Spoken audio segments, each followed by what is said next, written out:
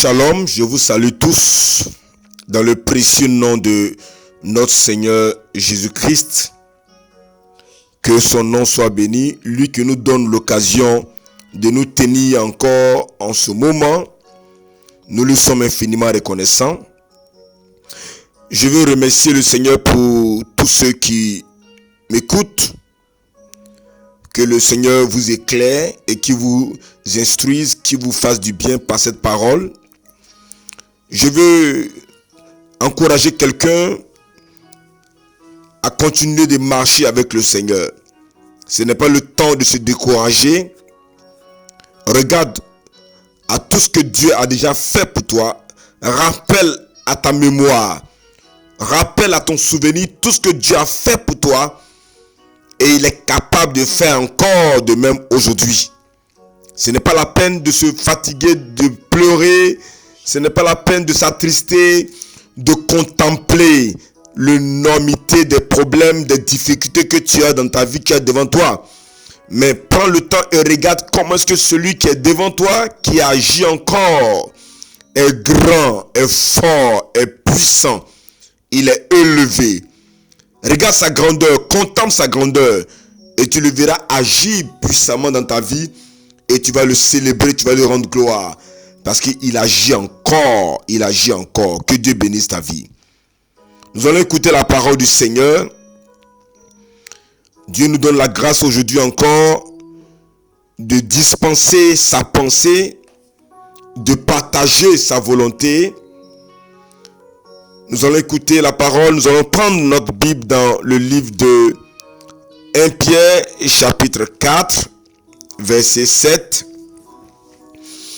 1 Pierre, chapitre 4, verset 7 nous dit « La fin de toutes choses est proche.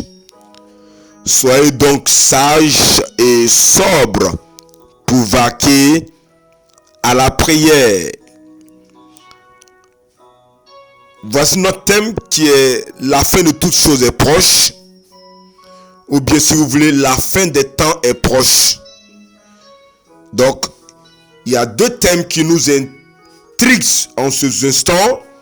Nous avons la fin et nous avons proche. La fin, c'est la finalité. C'est le thème de quelque chose. L'accomplissement. Et proche, c'est ce qui va bientôt arriver. Proche, c'est ce qui est prêt. Proche, c'est ce qui n'est pas loin. Proche, c'est ce qui est visible. En anglais, le terme employé, c'est at hand. À savoir, à portée de main. En un mot, la fin de toutes choses est à portée de main.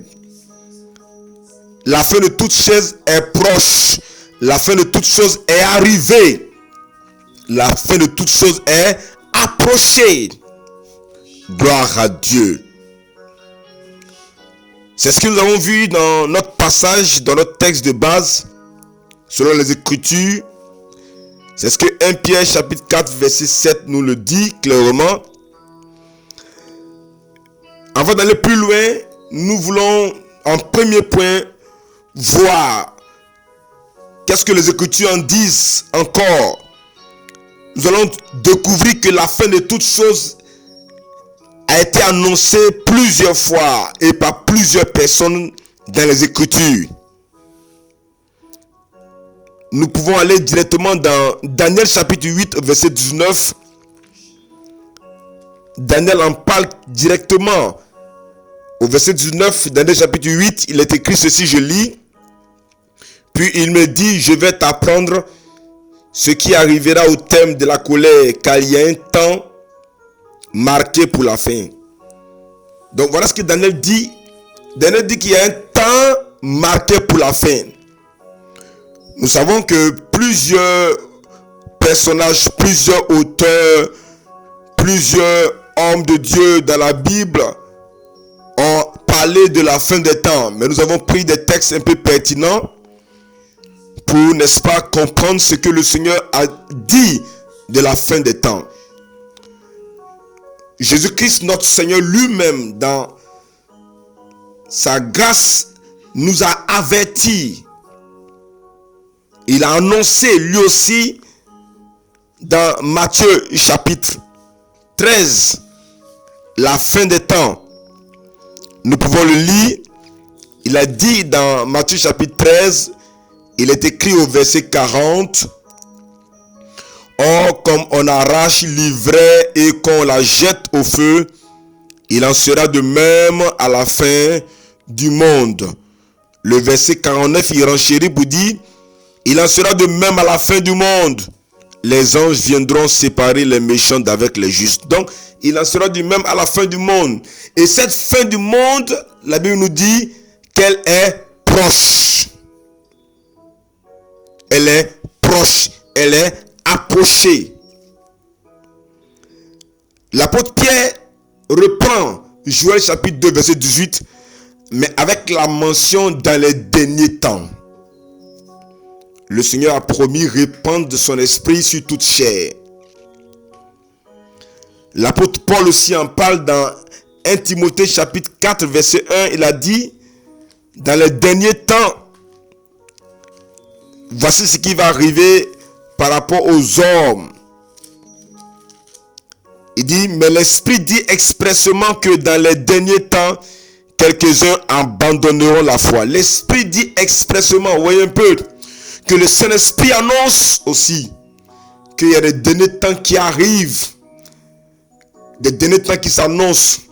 Or, le moment où l'apôtre Paul écrivait cette lettre à Timothée, nous sommes à près de 2000 ans en arrière. Mais je pense que certains ont cru que ces derniers temps allaient peut-être arriver 10 ans, 20 ans, 30 ans, peut-être 100 ans ou 200 ans après ce que l'apôtre Paul aurait dit ou a dit. Mais nous nous rendons compte qu'après toutes ces années jusqu'à maintenant 2000 ans, ce que les gens peut-être attendaient n'est pas arrivé. Mais nous voyons que cette chose qui a été annoncée concernant la fin du monde, la fin des temps, est réellement approchée. Oui, bien-aimé, notre époque, toi qui m'écoutes, écoute très bien. Notre époque, toi et moi, notre époque est véritablement l'époque de la fin des temps. Oui. Le diable même le sait. La Bible nous dit dans Apocalypse chapitre 12 au verset 12. Nous lisons ceci. Il est écrit: c'est pourquoi réjouissez-vous, cieux, et vous qui habitez dans les cieux, malheur à la terre et à la mer, car le diable est descendu vers vous, animé d'une grande colère, sachant qu'il a peu de temps. Le diable même sait qu'il a peu de temps. Voilà pourquoi il multiplie attaque après attaque. Donc vous croyez déjà que tout le monde sait, selon les Écritures, où tout le monde a su à une époque donnée que la fin des temps allait arriver. Il allait avoir une fin des temps. Et cette fin des temps, selon les Écritures, est proche. Et selon la parole de Dieu, nous pouvons voir et nous pouvons affirmer que nous sommes dans le moment de la fin des temps. Qu'est-ce qui prouve que nous sommes dans le moment de la fin des temps? Bien aimé, c'est pas des signes. Il y a des signes qui annoncent, il y a des signes qui se sont accomplis et qui vont s'accomplir encore, qui annoncent que nous sommes dans la fin des temps. Amen. Le premier signe que nous pouvons voir, c'est le retour d'Israël sur son sol. Nous savons qu'Israël est allé en déportation. Israël était dispersé sur la face de la terre pendant plus de 1500 ans. Ils étaient éparpillés partout. jusqu'à ce que, au fur et à mesure, selon les prophéties annoncées, Israël revienne au fur et à mesure sur son sol. Jésus-Christ l'a annoncé dans Matthieu chapitre 24 au verset 32. Il a dit ceci. Nous pouvons même voir le verset 30. Il est écrit: alors le signe du Fils de l'homme paraîtra dans le ciel, toutes les tribus de la terre se lamenteront et elles verront le Fils de l'homme venant sur les nuées du ciel avec puissance et une grande gloire. Le verset 32 dit: instruisez-vous par une comparaison tirée du figuier. Dès que ses branches deviennent tendres et que les feuilles poussent, vous connaissez que l'été est proche. Donc, parlant du figuier, Jésus-Christ faisait référence à Israël, à l'état d'Israël qu'elle est repoussée. Et nous voyons que les Juifs, les Israélites qui étaient éparpillés au travers du monde entier se sont réunis en Israël, sur leur sol. Et ils ont proclamé en 1948 la naissance de l'État d'Israël. Alléluia. Mais quelque temps après, en 1967, après une guerre où Israël s'est trouvé victorieuse, Israël est rentré en possession de Jérusalem-Est. Or, Jérusalem leur avait été arraché. Ils n'étaient pas maîtres de Jérusalem. Mais il a fallu qu'après bataille, Jérusalem leur revienne entièrement comme ville israélite. Et tout récemment, en 2019, le président Trump a fait déplacer la capitale, n'est-ce pas, de Tel Aviv à Jérusalem. Selon la parole du Seigneur, il fallait que Jérusalem devienne entièrement propriété privée d'Israël pour que le Seigneur puisse véritablement arriver. Une autre prophétie que nous pouvons voir dans un autre signe plutôt que nous pouvons voir dans Ésaïe chapitre 35 au verset 1, c'est que Israël a fleuri, le désert a fleuri. Israël, qui était une terre aride, a vu sa végétation changer. Ésaïe 35 verset 1 nous dit: le désert et le pays aride se réjouiront. La solitude s'égayera et fleurira comme un narcisse. Amen. Le chapitre 43 et le chapitre 44 nous donnent encore plus d'informations. Nous pouvons voir au chapitre 43, au verset 18, il est écrit: ne pensez plus aux événements passés et ne considérez plus ce qui est ancien. Verset 19, voici, je vais faire une chose nouvelle sur le point d'arriver, ne la connaîtrez-vous pas? Je mettrai un chemin dans le désert et des fleuves dans la solitude. Le chapitre 44, le verset 2 et 3 nous parle un peu des choses qui annoncent qu'il allait avoir de l'abondance, qu'Israël allait refleurir. Donc, concernant les signes annonciateurs de la fin des temps, nous voyons premièrement le retour d'Israël sur son sol, avec la capitale comme à Jérusalem. Nous voyons un peu qu'Israël a refleuri selon les prophéties bibliques. Un autre signe qui annonce que nous sommes dans la fin des temps, c'est la déchéance morale dans les nations.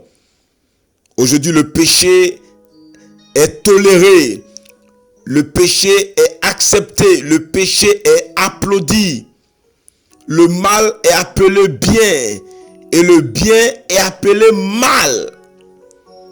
Aujourd'hui, l'homosexualité est applaudie, est tolérée et acceptée, et tout le monde est appelé à tendre dans la même pensée. Et l'église n'est pas en reste. Le péché règne. Jésus-Christ a dit dans Matthieu chapitre 24, parlant du péché, nous pouvons lire ce que le Seigneur a dit ici concernant l'avertissement vis-à-vis du péché. Il dit dans Matthieu chapitre 24 au verset 12, nous lisons ceci: et parce que l'iniquité se sera accrue, la charité du plus grand nombre se refroidira. Bien-aimés, l'un des signes de la fin des temps, c'est la croissance du péché en nombre. Plusieurs vont tomber dans le péché. Et le péché sera toléré, sera accepté. Et je l'ai dit tantôt que l'église n'est pas en reste. L'apostasie, qui est un autre signe, va s'installer dans l'église. Plusieurs abandonneront la foi. Nous apprenons tout récemment le mariage de 2 pasteurs, femmes lesbiennes, dans l'église évangélique. C'est des choses qui montrent que, selon les prophéties bibliques, que nous sommes proches de la fin des temps. Un autre signe, après l'apostasie, après la déchéance morale dans les nations et dans l'église, un autre signe, c'est l'abrégement des temps. Le Seigneur dit dans Matthieu 24, verset 22, que si ces jours n'étaient pas abrégés, personne ne serait sauvé. Mais à cause des élus, ces jours seront abrégés. Les temps sont abrégés de nos jours. On se lève le matin, le temps qu'on fasse 2 ou 3 activités, on se rend compte qu'il fait déjà nuit. C'est un accomplissement des prophéties bibliques. C'est un accomplissement de ce que Jésus a annoncé. Un autre signe qui annonce que nous sommes dans la fin des temps, nous sommes proches de la fin des temps, c'est l'expansion de l'évangile. L'évangile est répandu partout dans le monde, dans toutes les nations, par tous les moyens, et même par internet. Même on voit les gens qui partent partout, de lieu en lieu, de pays en pays, de ville en ville. Les gens qui vont partout pour annoncer la parole du Seigneur, pour annoncer le retour du Seigneur, pour annoncer le salut en Jésus-Christ. On en trouve partout, dans nos villes, dans nos campements, dans nos communes, dans nos quartiers, à toute heure, partout dans les véhicules de transport commun. Même tout récemment, nous avons vu quelqu'un dans un avion, debout, en train de prêcher l'évangile. On voit partout des gens à 5 heures du matin, partout des gens, dans toute heure, en train d'annoncer que Jésus-Christ revient bientôt. Et ceci, effectivement, est un signe que nous approchons de la fin des temps. Car Jésus lui m'a dit, dans Matthieu 24, au verset 14, il a dit ceci: cette bonne nouvelle du royaume sera prêchée dans le monde entier pour servir de témoignage à toutes les nations. Alors viendra la fin.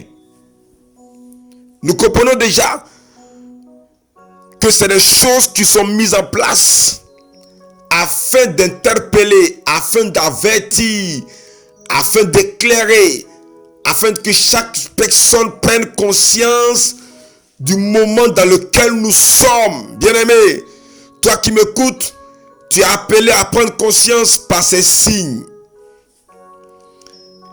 Et l'un des signes qui est non de moindre, c'est ce qu'on appelle dans certains pays le pass sanitaire, rattaché au Covid-19. Écoutez, la Bible est claire. Il va arriver un temps où la bête va régner. Et la bête, dans son règne, va imposer un système de gouvernement à l'humanité. Et Apocalypse chapitre 12, verset 12 nous dit,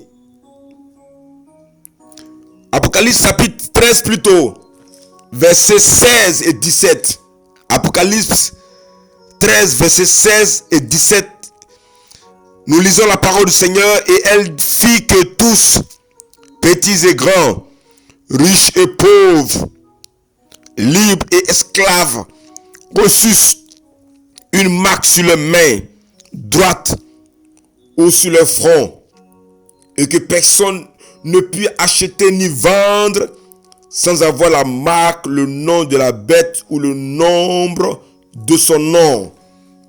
Bien-aimés, écoutez, la Bible annonce des choses qui vont arriver. Mais suivez très bien. Nous voyons aujourd'hui qu'avec cette histoire de COVID-19, il y a des rigueurs, il y a des mesures qui sont imposées aux gens. De sorte que tu ne pourras pas aller au cinéma, tu ne pourras pas être dans un café, ni à l'intérieur, ni à l'extérieur. Tu ne pourras pas entrer dans un supermarché, tu ne pourras pas entrer dans des stades. Il y a des endroits qui seront fermés si tu n'as pas fait le vaccin. Je ne dis pas que c'est maintenant, c'est la fin du monde, c'est la marque de la bête, mais je dis que c'est des choses qui sont en phase d'expérimentation pour préparer la marque de la bête.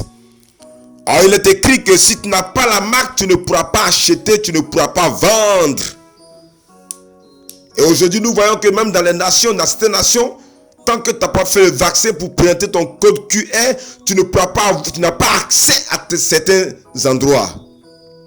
Bien aimé, c'est des choses qui nous montrent que la fin des temps est proche. Que Dieu nous interpelle, que Dieu nous avertisse, que Dieu éveille notre conscience au nom puissant de Jésus-Christ. Voilà pourquoi l'apôtre Pierre dit: soyez sages et sobres. La fin de toute chose est proche. Parce que les signes le montrent. La parole du Seigneur en parle. L'apôtre Pierre, l'apôtre Paul, Jésus-Christ lui-même, Daniel en parle. Satan lui-même, il sait que les temps sont courts. Les temps sont finis. Il a peu de temps. Et les signes que nous avons vus tout à l'heure ont montré, selon les prophéties bibliques, que nous sommes dans la période de la fin des temps. C'est pour ça que l'apôtre Pierre dit: soyez sages et sobres. C'est un ordre de notre Dieu. Dieu nous ordonne d'être sages et sobres. Dieu attend que ses enfants soient sages et sobres. La sagesse et la sobriété vont de pair. La sagesse, c'est la vigilance. C'est un bon entendement. C'est être éveillé. Sobre, c'est modéré. Sobre, c'est mesurer dans les choses.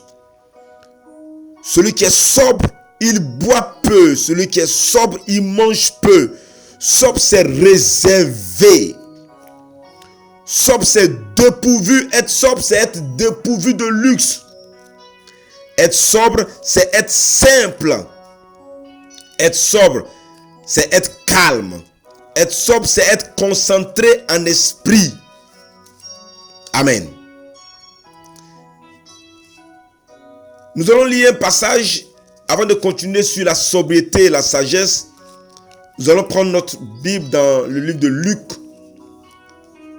Luc chapitre 21 au verset 34.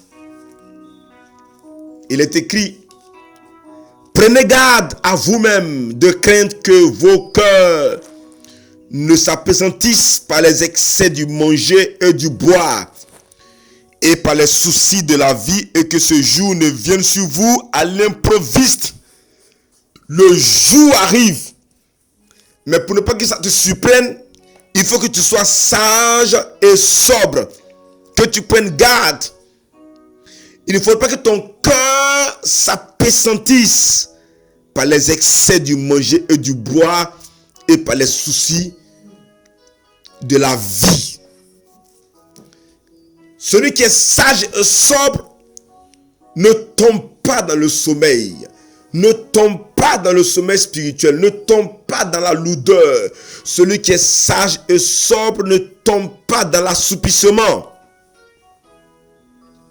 Oui, soyons sages, soyons sobres, veillons, soyons vigilants, comme le conducteur d'un véhicule. Il n'a pas droit à l'erreur.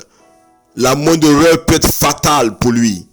Il se doit d'être vigilant au volant de son véhicule, non seulement pour lui-même, mais aussi pour les autres. Parce que si tu ne provoques pas un accident, quelqu'un peut provoquer un accident venant de lui-même contre toi.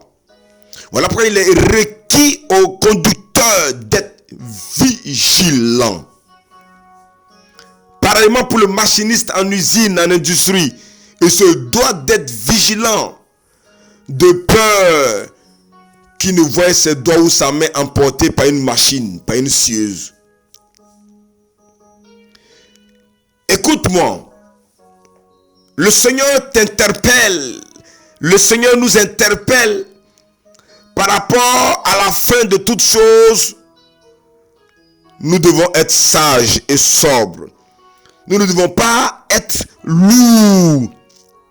Nous devons veiller. Veiller pourquoi? Veiller pour vaquer à la prière. Être sobre. Être sage. Pour vaquer à la prière. Parce que le Seigneur dit dans Luc chapitre 21 verset 36, veillez donc et priez en tout temps, afin que vous ayez la force d'échapper à toutes ces choses qui arriveront et de paraître debout devant le Fils de l'homme. Bien-aimés, nous devons vaquer à la prière. Nous devons veiller. Nous devons être sobres. Nous devons être sages. Car la fin de toutes choses est proche. Oui. Toi qui m'entends aujourd'hui, voici la parole du Seigneur pour toi. Parce que Luc 21 nous dit quoi? Au verset 36. Veillez donc et priez en tout temps, afin que vous ayez la force d'échapper à toutes ces choses qui arriveront. La prière nous donne d'être en communion avec le Père. La prière nous préserve du péché. La prière nous préserve du péché. C'est pour cela que le Seigneur a dit dans Matthieu 26 au verset 41, veillez et priez afin que vous ne tombiez pas dans la tentation. Veillez et priez. Celui qui est sobre, celui qui est sage, celui qui veille et qui prie, il ne tombe pas dans la tentation, il ne tombe pas dans le péché. Celui qui est sobre, qui est sage, qui prie, qui veille, Dieu préserve sa vie. Oui. Il ne tombe pas dans la tentation, il ne tombe pas dans le péché. Car l'esprit est bien disposé, mais la chair est faible. Donc, vaquer à la prière, ça veut dire être disposé à la prière. Parce que la prière nous préserve du péché. Et la prière nous préserve aussi du danger qui va arriver. Nous devons être disposés à la prière. Nous devons être en alerte dans la prière. Afin que nous ayons la victoire au nom de Jésus. Bien-aimés, que la gloire revienne au Seigneur. Que Dieu nous aide à demeurer vigilants. Que Dieu nous aide à être disposés à la prière. La prière en tout temps, la prière en tout lieu. Il est vrai qu'on aura un temps de prière en aparté, dans une communion parfaite avec le Seigneur. mais nous devons être continuellement, quelles que soient nos activités, chaque jour, en tout lieu, en tout moment, dans la prière, afin que nous puissions tenir, afin que nous puissions résister, car le Seigneur revient chercher son église. Nous allons prier le Seigneur, parce que par cette parole, nous avons pris conscience et nous prenons conscience que la fin de toutes choses est proche. C'est une interpellation du Seigneur. Non seulement le Seigneur nous interpelle à une prise de conscience, mais le Seigneur nous amène aussi à comprendre que nous devons être sages et sobres. Et en plus, nous devons prier. Nous devons vaquer à la prière. Nous devons nous adonner à la prière. C'est un exercice que nous devons, n'est-ce pas, pratiquer tous les jours. Nous allons prier pour 3 choses.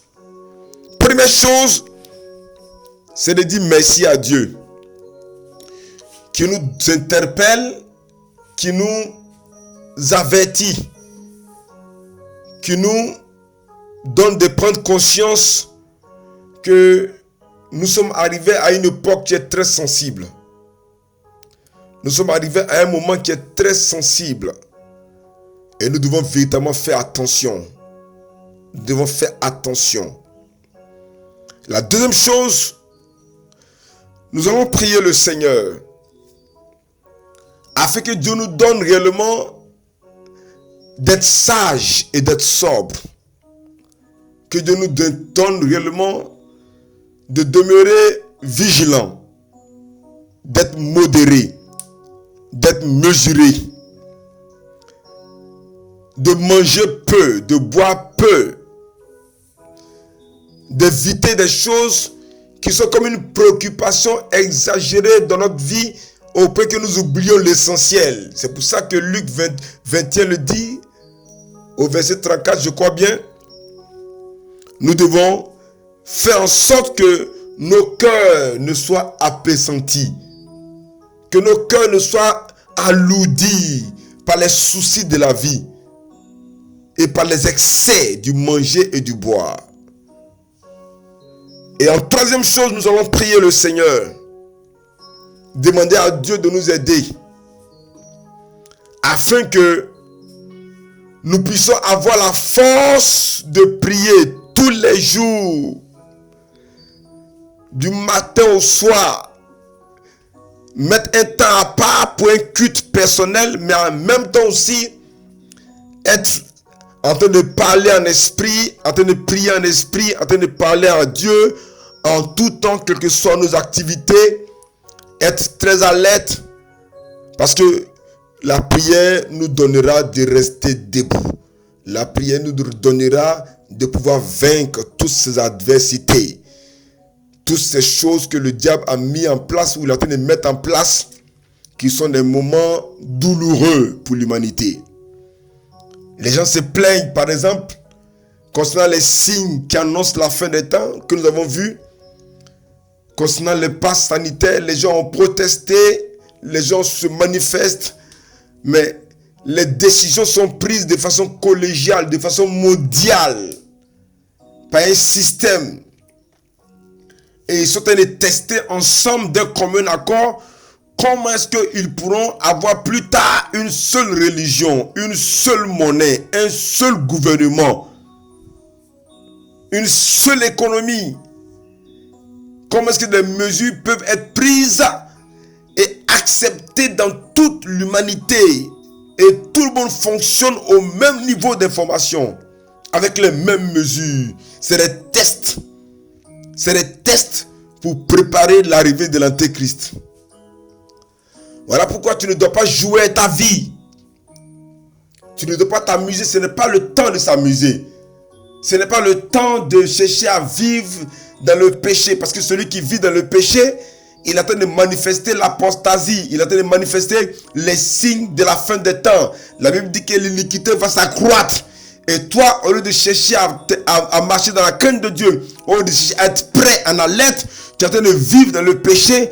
Pourquoi? Pour manifester les signes de la fin des temps. Toi qui es censé être averti et avertir les autres, tu es en train de manifester les signes de la fin des temps pour être englouti.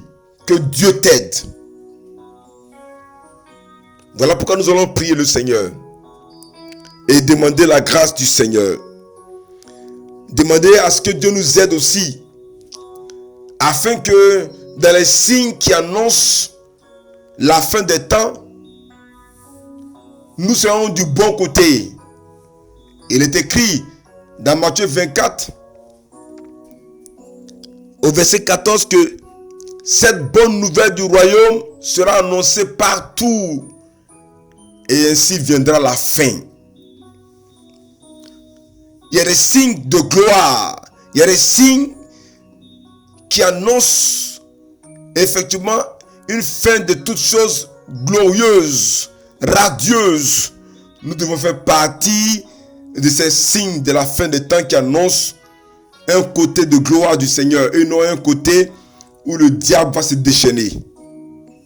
Que Dieu aide quelqu'un, que Dieu aide quelqu'un.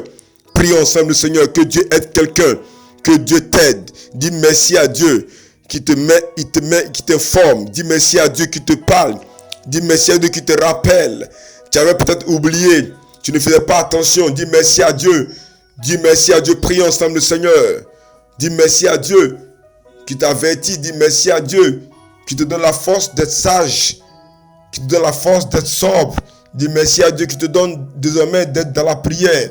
Que tout ce qui t'empêchait de prier soit brisé. Mais que tu sois un homme et une femme de prière. Remercions ensemble le Seigneur. Merci Seigneur. Que la gloire te revienne. Et que ton nom se soit béni. Merci pour ta grâce. Merci pour ta faveur. Gloire et louange à toi. Honneur à toi Seigneur. Merci pour cette parole. Merci parce que tu es Dieu. Merci parce que tu fais du bien à tes enfants. Merci parce que tu nous as enseigné ta parole. Tu nous as interpellés. Gloire et louange à toi. Honneur et dignité à toi. Merci Seigneur pour cette parole. Tu fais du bien au nom de Jésus. Amen.